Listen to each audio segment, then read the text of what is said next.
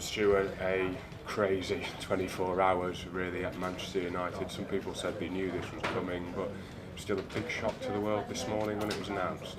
Yeah, I think it was kind of inevitable. It was a kind of, when is it going to happen?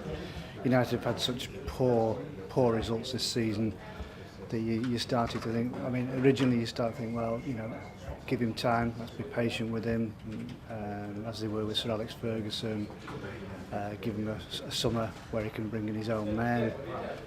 But the results were going so badly downhill that something had to be done. And I think the question that the club asked themselves in the end, this project going forward needs a lot of money spending on it in the summer. Is the man to spend that money? And clearly he wasn't. And I think I thought he might have just prolonged his agony until the end of the season, but I think they've done the right thing, cutting it dead now. It couldn't go on, and something's got to change. And of course we've been talking about potential successors. You're doing a piece now about the man who is probably the favourite at the moment. Yeah, Louis van Gaal is emerged as a favourite. I think he's kind of said in the past, he wants to he'd like to be in the Premier League. Tottenham have been linked with him. He's a manager at Holland at the moment. He's taken them to the World Cup in Brazil.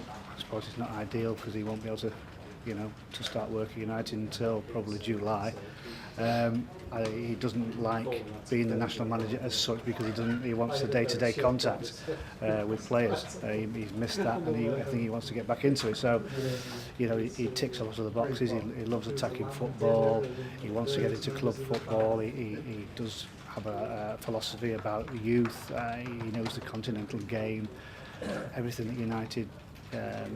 Certainly the youth and their attacking style. That's just embodies Manchester United. I think where they've tailed off in recent years is the continental theme. I think they've lost their way in that respect. I don't think the football world has moved on without Manchester United in European football style. So he ticks a lot of the boxes that United need at the moment. There are other candidates, obviously.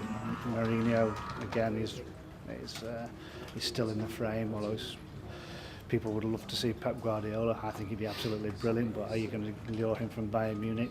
But if you don't ask, you don't get. But certainly Van Gaal is the major favourite at the moment.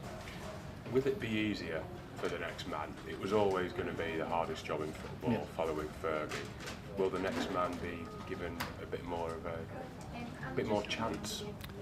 Well, you would always want to be, and I think everybody said it from day one, maybe even David Moyes thought it privately, you'd always want to be the successor of the successor of Sir Alex Ferguson. So, it was always a poisoned chalice in many ways. And whereas 12 months ago, it was hard to build on what Sir Alex Ferguson achieved. It's not difficult to better what David Moyes has achieved this season. So the newcomer is starting from a totally different position. We're making comparisons to David Moyes, whereas with David Moyes we're making comparisons to Fergie all the time, and he was always going to lose out in that. The new person is probably on a much better footing than David Moyes would have been. But it has to be the right person.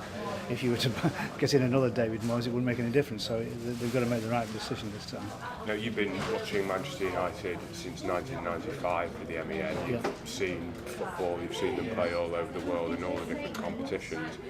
To you, did David Moyes' Manchester United look like a Manchester United team? No, not at all. Absolutely not.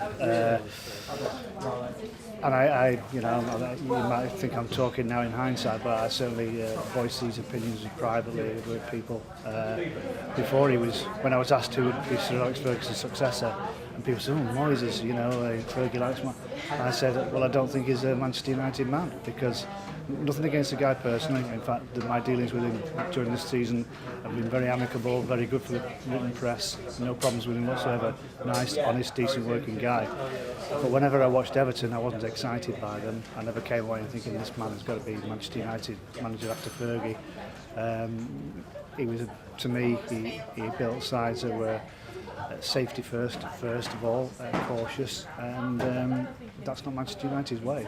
There has to be a little bit of adventure and a bit of gambling about Manchester United, and that's what Fergie did on many occasions. And that's, you got your heart beating at times and you put you on edge, but it did put you on the edge of your seat as well. David Moyes' side never did put my backside on the edge of my seat, and he certainly didn't when he was Manchester United manager either.